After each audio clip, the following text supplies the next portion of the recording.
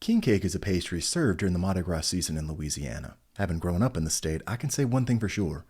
Historians are lying to you. The year was 1901. It had been raining heavily the past several days, so at the first sight of clear skies, Jules Clement went for a stroll. It was then that he noticed that there was an alarming number of bubbles rising from the ground in his rice field. He did the most logical thing he could think of, and that was to throw a match at the ground to see if the bubbles would burn. They did. He'd found black gold. Jules was a generous man, so the first thing he did was to share his vast new fortune with one of his closest friends, Jaffe Thibodeau III.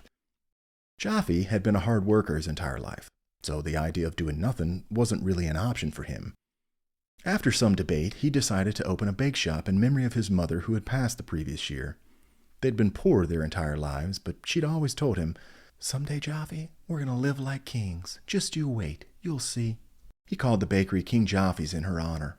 A sweet sentiment, perhaps, but that and that alone was the only thing sweet about King Jaffe's. Jaffe had worked the land his entire life. He didn't know anything about baking. It wasn't that he needed the money now. He wanted King Jaffe's to succeed for his mother's sake. She'd always loved the smell of fresh baked goods. One afternoon, Jaffe was feeling particularly sad, missing his mother, cursing life's cruel timing of things. He couldn't shake it, no matter how hard he tried, so he decided to go for a walk.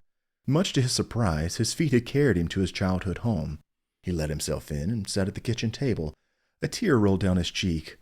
"Oh, Mom, I wish you were here."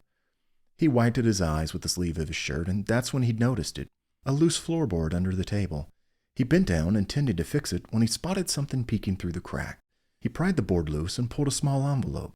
In his mother's hand it read, "My greatest secret." He opened it, unsure of what to expect, but nothing could have prepared him for what he would find.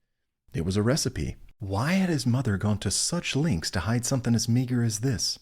He couldn't help but wonder. He had to admit, though, it did sound pretty delicious. It was some sort of cinnamon cake. He'd never had it, nor had he ever seen his mother make it. He made up his mind then and there. He looked up towards the heavens. "This one's for you, Mom," he said, then rushed back to the bakery. After a few days of tweaking, King Jaffe's was officially the hottest place in town. Everyone, and I mean everyone, loved his new cinnamon cake. Jaffe could not have been prouder of what he'd managed to accomplish. Little did he know, though, that his life was in fact about to take a dark turn. Over the coming months, things started happening to Jaffe that he couldn't explain. At first, it had started off minor. Things coming up missing only to be found in odd places later. But lately, it was getting much harder to ignore the things happening around him. The birds, for example. He'd counted at least 10 so far, all of which very dead. All having died after flying directly into the glass windows of the bakery, breaking their necks on impact. But worse, it was the voice. The voice he heard when he was alone. Its words were always just out of reach, but something sinister lurked in its muttering. He paid for priests to bless the bakery, paid for them to bless his soul. But no matter what he tried, the voice remained, his ever-constant companion. It wasn't until late one night in February of 1905 that Jaffe finally understood. He found himself sitting at his mother's kitchen table again, actively weeping, pleading for some sort of relief, when a voice spoke. "Purple for the moon, who wakes the night sky, green for the grass on which you'll lie, and gold, gold for the coin you shall need." Who's there?" Jaffe demanded, looking about wildly. A lonely crow flitted down to the kitchen table.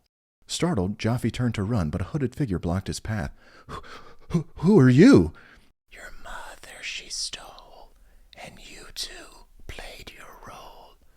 The voodoo queen has called for the king's head to fall. Before you die, just know this.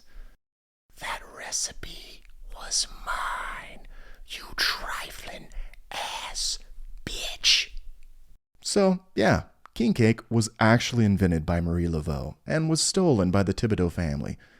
I know, it's hard to believe. But do you know what's not hard to believe? How stupid good this recipe is. I mean, come on, would I lie to you?